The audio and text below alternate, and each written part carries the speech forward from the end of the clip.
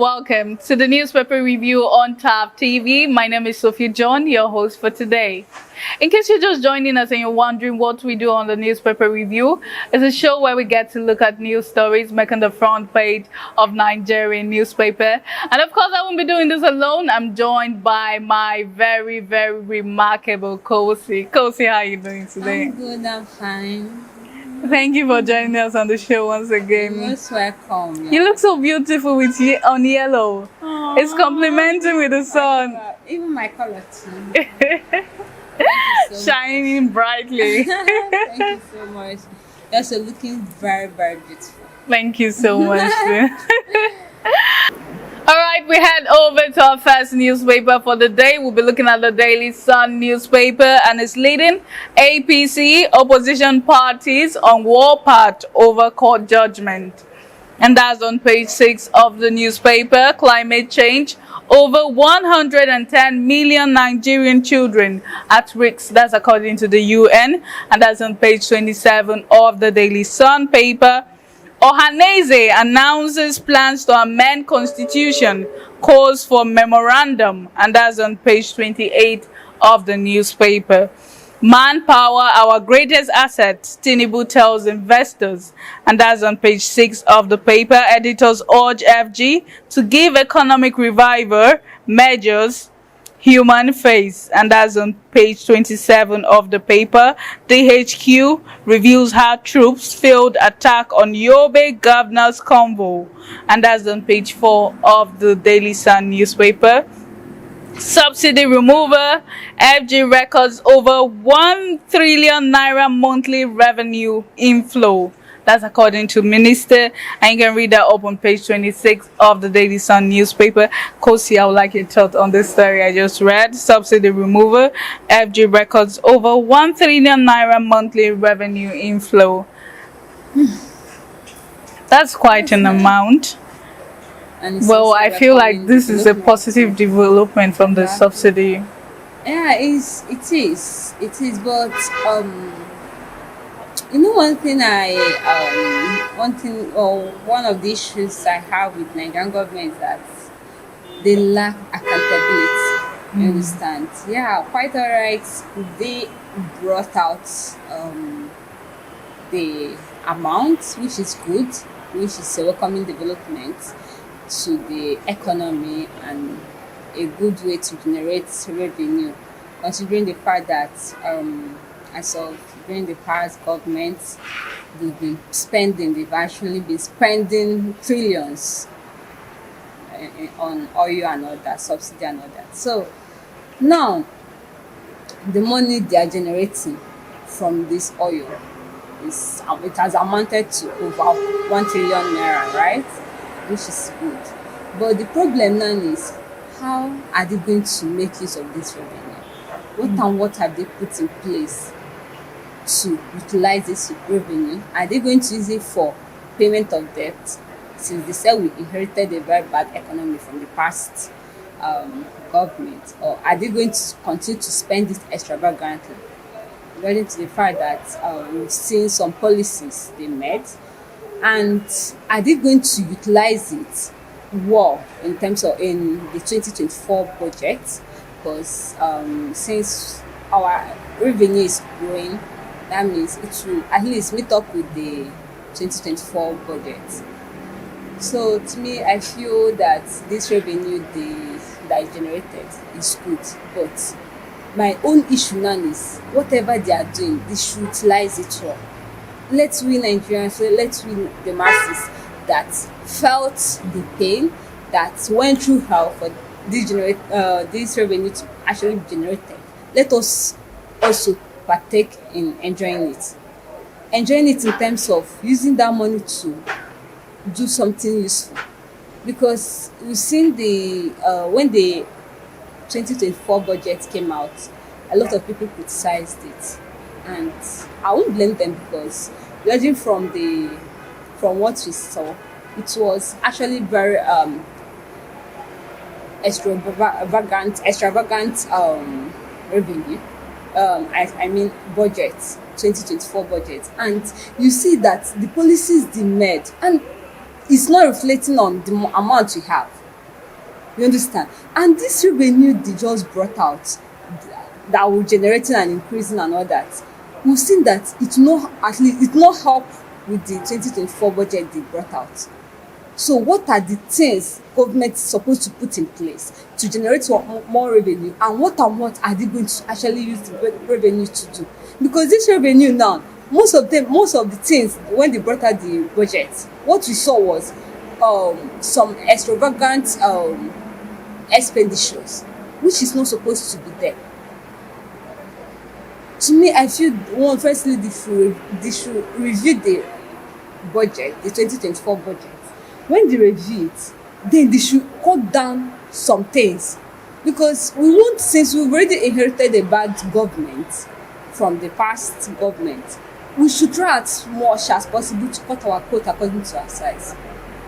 Then also, whatever they are going to use with the money, they should make it clear to the public. Because we've been hearing that, because we've heard they've generated over 1 point something trillion within the 4 months, and it's still coming in, right? Then they should give us the account of what we are going to use. And also, we Nigerians, what provision have they made that will at least sustain us? Because this palliative they are talking about, because the president came out the other day and was talking about how he has made provision for palliative that will reach them for short run and all that. But the palliative is not going round. Some persons are still embezzling it. Some persons are looting it. To me, I used to say that palliative in this country is another avenue of looting. You understand? And now they are bringing out this money. Till when? Like, we need to know the duration that we have to suffer, because what we keep on hearing is we should wait, look at that soon everything will be fine, Look at the Port Harcourt refinery. They promised that by 2023 ending of December that it will start working, and we are in the 11th month of the year. I've not heard anything about it, which I told you before that it's going to take, like, to me, I feel it's just an empty promises. Yes, you said that. You understand? And because what I'm saying this, what I'm feeling this thing is quite like a welcoming development. But at what expense? At whose expense are they doing this thing for? Because you're the one suffering it. Look at how much fuel is now. It's almost getting to 700. And they are still not doing anything about it. And now Christmas we are entering December. I know how the rush, the economic rush, the hike in prices. You know how it is. Once you enter Christmas, that's how everything will start increasing. I went to the market the other day to buy something. So I saw a cream that, not really a hair cream actually. So I was like, I don't have a complete money, but I will come back to buy it. So the man was like, better buy it now, no? That once it's December, everything will increase. You understand? But I'm seeing that they have not brought out some things that will cushion the effect of this subsidy. You understand? Are they continue to take from us? Like, they should give us the analysis of how we are going to keep going. Because as I know Nigerians, I know how we behave and how we think. The fact that they are generating more revenue, they won't like to do anything now. They won't like to do anything about it now. They should take that money as long as they should take it. Go and develop one refinery. Yes. You understand? At least we Nigerians will also enjoy or partake from it. Because if they should make one refinery, maybe the Port Harcourt refinery, if it should start working, the amount people, because what actually increases this subsidy, this fuel price, is actually because after extracting the petroleum, you have to take it over there. They will have to refine it. After refining, and they will have to buy it. Imagine you took it there. They will have to collect money from there. And then after refining it, to bring it in, they will have to sell it at a exorbitant price. But imagine having a refinery here. We don't have to pay all those money. Yes, even though we have to pay for some things that needs to be used to refine it, but it won't be as exorbitant as what you are paying now. Imagine 1 liter over 700 naira. You understand? So it's a welcome development, which is very, very okay. But it was widely felt on the part of Nigerians. So whatever they are doing, they should please make provisions to cushion the effect, because it's not working. The palliative is not working. The policies are not working. So whatever the government are doing, I just pray they make some provisions that will also help Nigerians to fall back at it. So as they are falling back at it, they are also generating this thing. If it's to set up our Port Harcourt refinery, they should do it so that we Nigerians won't be feeling it too much. Yes. Because it's not every time the president will come out to be saying Nigerians need to be patient till when? We keep hearing that, and it's not helping at all. It's not helping at all. All right, we head over to our next newspaper of the day. We'll be looking at the Guardian newspaper, and it's leading: government considers new MPC members as uncertainty rocks economy. And that's on page 6 of the newspaper. Nigerian loses 1.4 trillion naira yearly to contract scams, Institute affirms. And that's on page 6 of the newspaper. FG earns 1 trillion naira monthly from subsidy removal, says minister. And you can read that up on page 29 of the paper. Protesters storm PDP secretariat, design. I'll take that again. Protesters storm PDP secretariat, demands resignation of NWC members. And that's on page 3 of the newspaper. Why democracy is not working in Nigeria. Let me take that again. Why democracy is not working for Africa. That's according to Obasanjo. And you can read that up on page 6 of the newspaper. 65-year-old landlord bags life imprisonment for sexual assault. And that's on page 9 of the newspaper. Because I would like your thoughts on the story on page 6. Why democracy is not working in Africa. And that's according to the former president of Nigeria, Obasanjo, Olusegun Obasanjo. So, is democracy working in Nigeria? No, firstly, we need to understand the context. Democracy, right?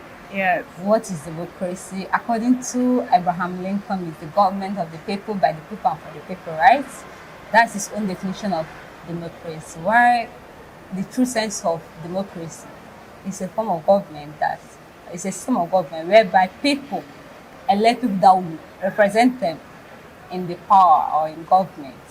So now the former military head of state in Nigeria, that was from 1976 to 1979, and also he was once a civilian president in the year 1999. So now he was against it, and he gave his reasons.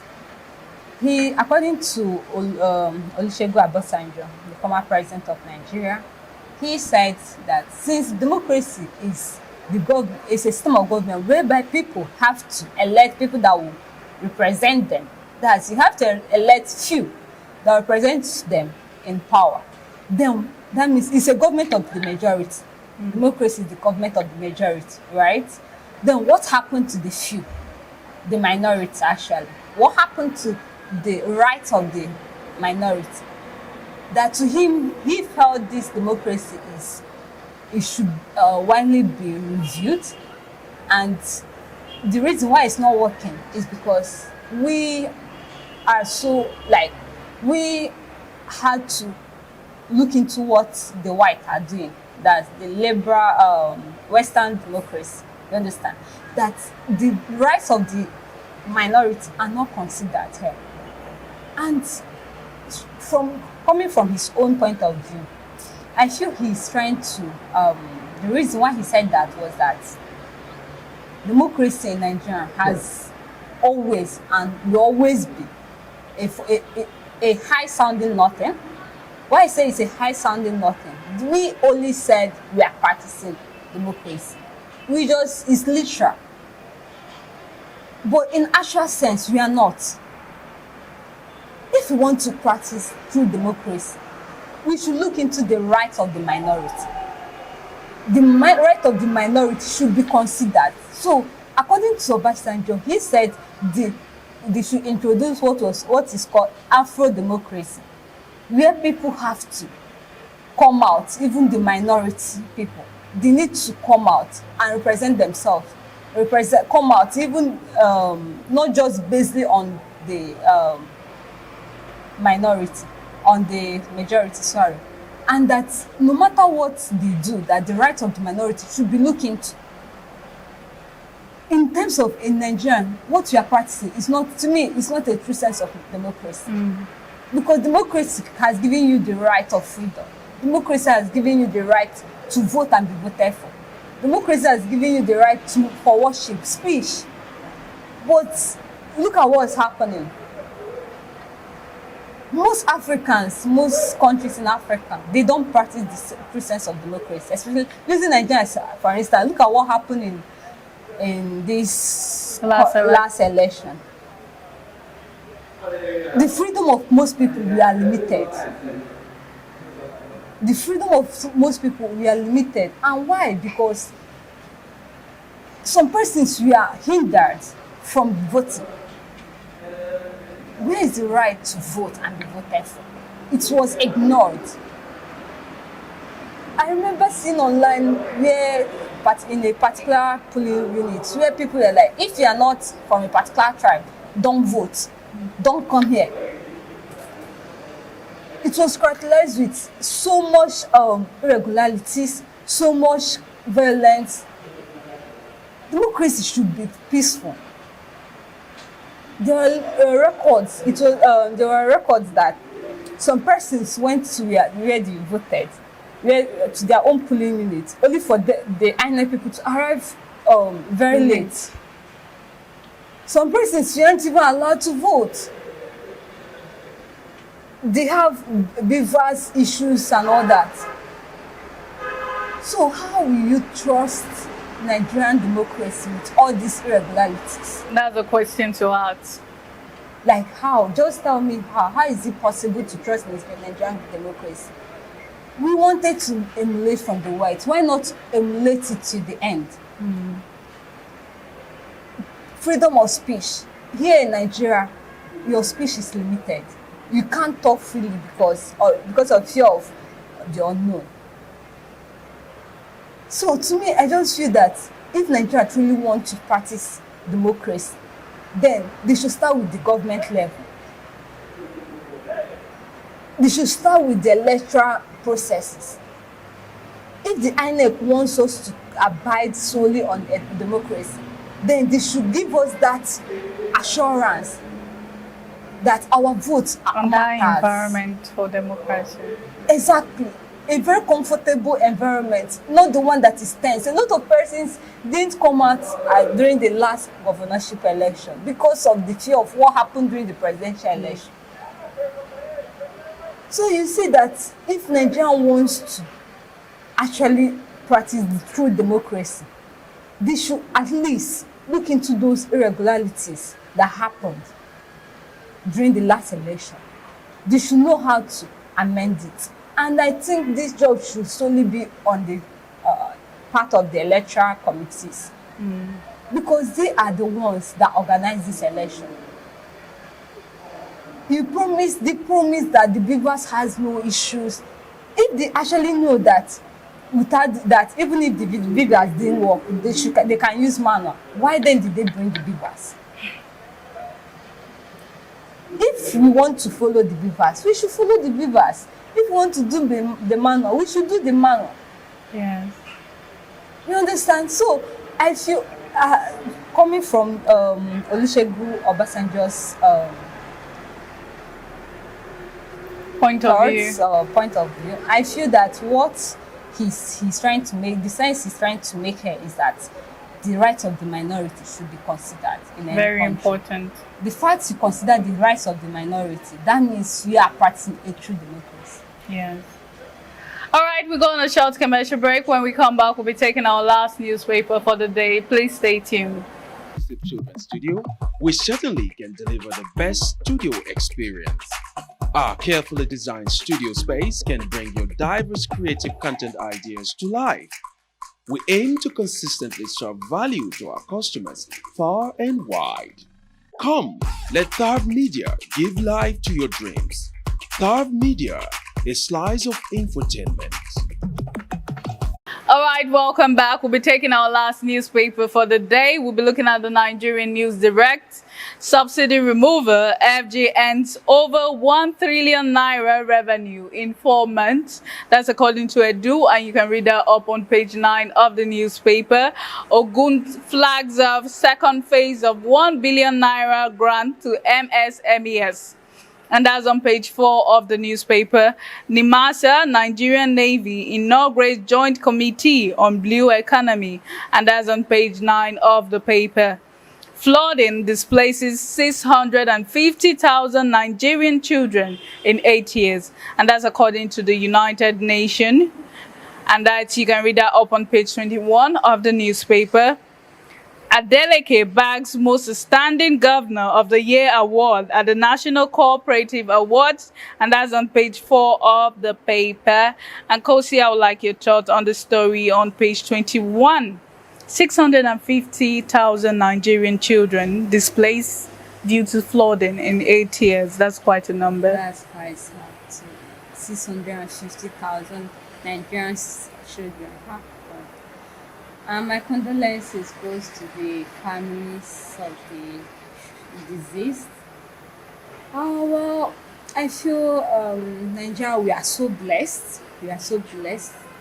But one of the things we encounter is one of the natural disasters we encounter is flooding. And according to UNICEF, they've ranked Nigeria as the second most flooded country, which is not a good image to the international arena.